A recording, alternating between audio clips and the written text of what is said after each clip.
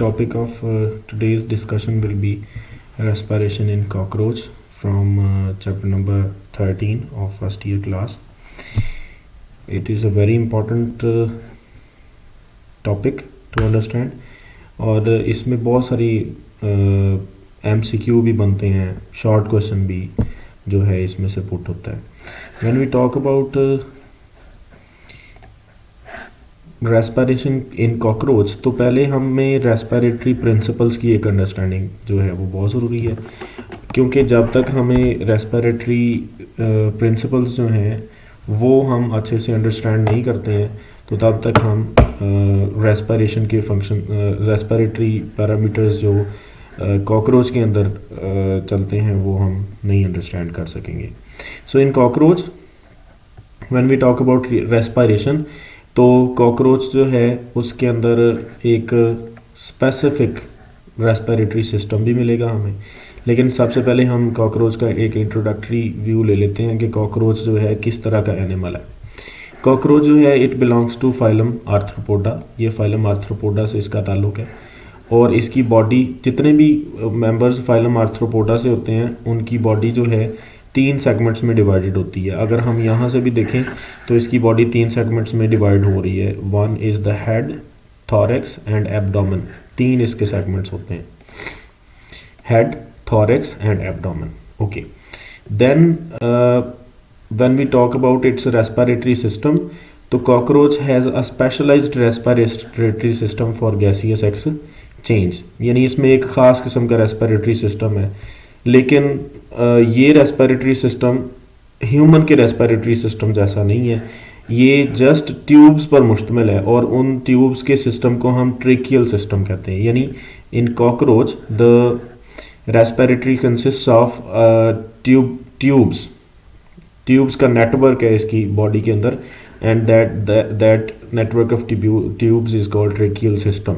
ठीक है, trachea basically air की ट्यूब्स हैं, एयर कंटेनिंग ट्यूब्स हैं जिनके अंदर से एयर मूव करती है और गैसियस एक्सचेंज हो पाती है in case of cockroach. So in cockroach the respiratory system is known as the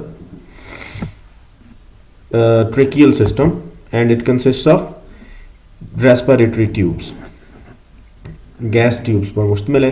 then tracheal system जो है it consist of 3 parts. Spiracles होते हैं. जाहिर है ये ट्रेकियल सिस्टम हमने कहा जैसे कि ये ट्यूब्स पर मुश्तमिल होगा तो उन ट्यूब्स की ओपनिंग्स होनी चाहिए जिनके ज़रिए से एयर जो है वो इनके अंदर एंटर हो सके, and those tubes are called, those openings are called spiracles, जिनके ज़रिए से एयर इन ट्यूब्स के अंदर एंटर होगी. देन ट्रेकिया वो ट्यूब्स हैं, एयर ट्यूब्स हैं जिनके ज़रिए से, जिनके अंदर ये, जिनके ऊपर ये ट्रेकियल सिस्टम मुश्तमिल है.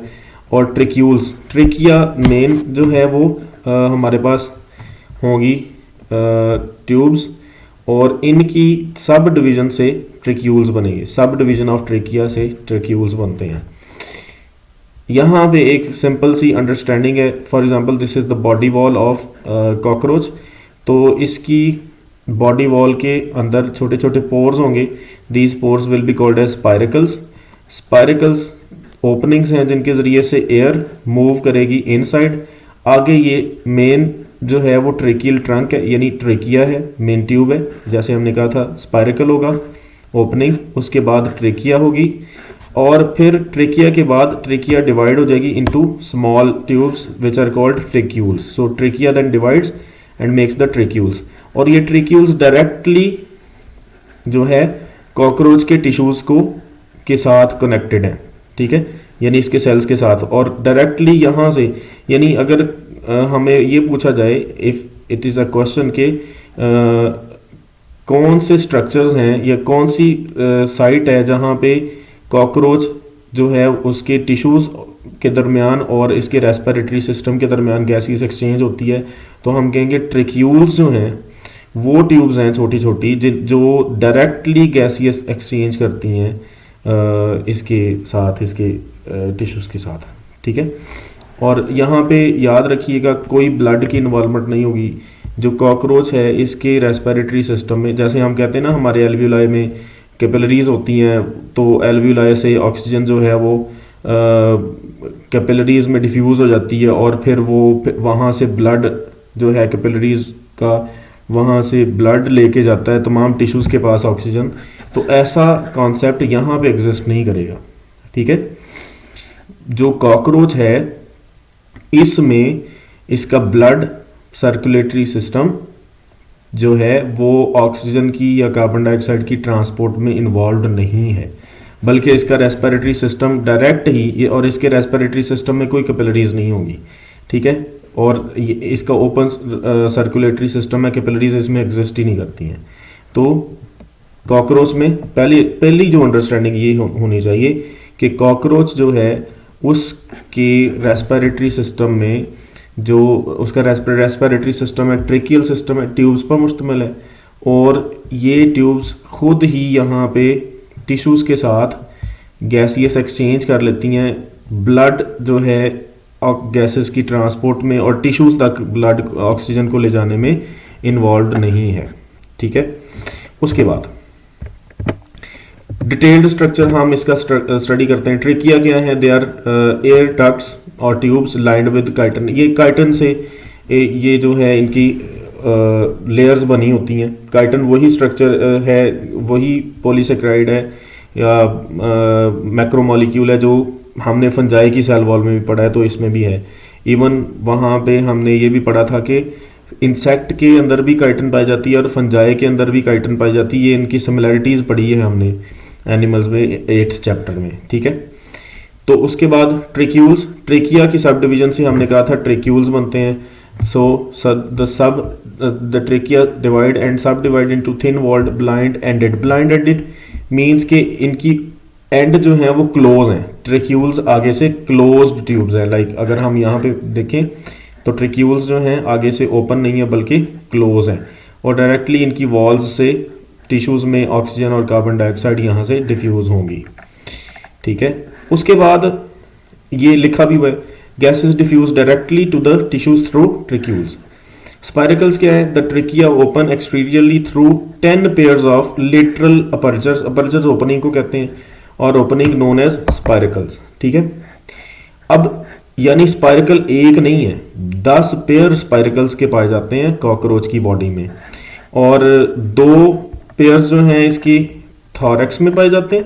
10 पेयर में से 2 पेयर्स थॉरैक्स में पाए जाएंगे और 8 पेयर्स जो हैं वो एब्डोमेन की साइड और लेटरल साइड्स पे होंगे। यहाँ पे ये वाली जो साइड है ना, पेरिफ्री जो है, लेटरल साइड्स जो है, यहाँ पे 10 पेयर होंगे।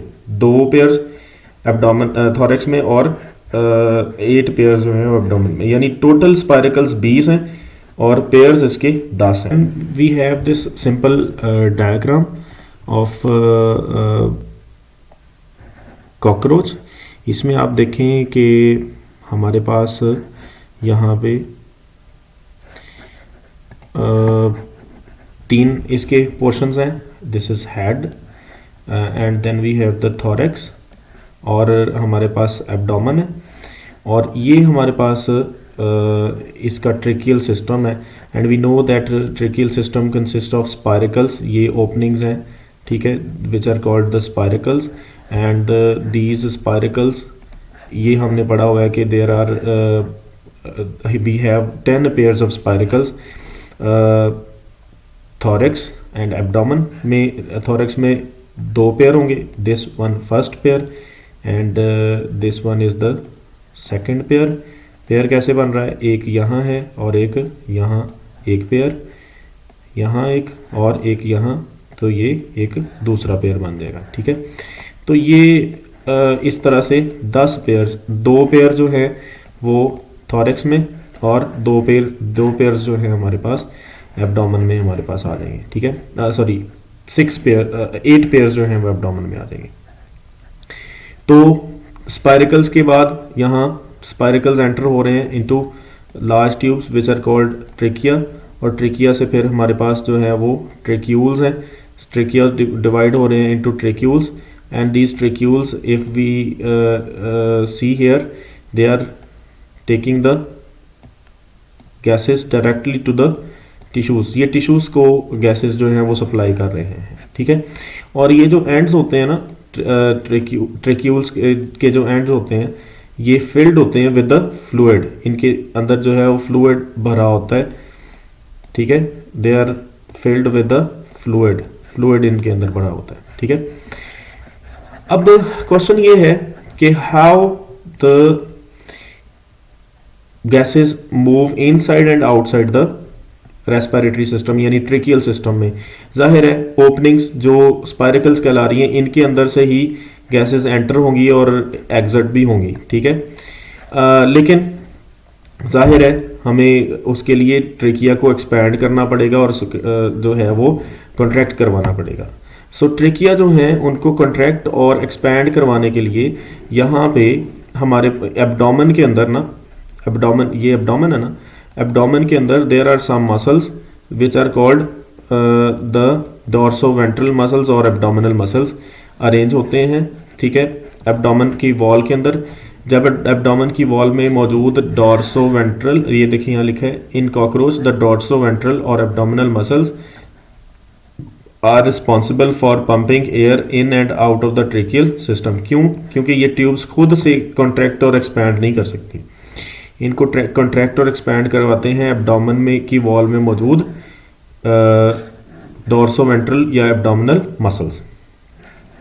अब होता क्या है, इंस्पायरेशन के वक्त जो एब्डोमेन है वो एक्सपैंड करता है। जब एब्डोमेन एक्सपैंड करता है तो जाहिर है कि ये जो ट्रेकियल ट्यूब है, ठीक है, ये भी एक्सपैंड करेगी। जब ट्रेकियल ट्यूब एक्सपैंड करेगी तो एयर इसके अंदर एंटर होगी थ्रू स्पाइरिकल्स, ठीक है।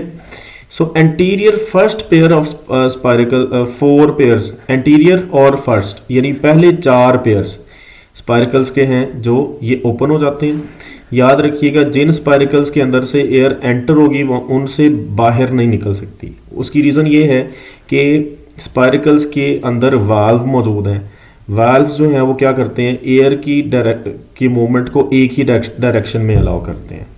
सो वो स्पाइरिकल्स जिनमें एयर अंदर एंटर होगी वो उनके अंदर से एयर बाहर नहीं जा सकती। सो पहले 4 पेयर्स जो हैं स्पाइरिकल्स के, इनसे इंस्पायरेशन होती है, यानी एयर अंदर दाखिल होगी, ठीक है, यानी ये इंस्पायरेशन में इन्वॉल्व है। एब्डोमेन एक्सपैंड किया और जो है वो स्पाइरिकल्स के अंदर, स्पाइरिकल पहले 4 जो हैं वो ओपन हुए, एंटीरियर 4 पेयर्स ओपन हुए और एयर जो है वो ट्रेकिया में मूव कर जाएगी। और ट्रेकिया में जब जाएगी तो फिर अल्टीमेटली ये ट्रेक्यूल्स में जाएगी, ट्रेक्यूल्स में जाएगी तो वहाँ पे गैसियस एक्सचेंज होगी।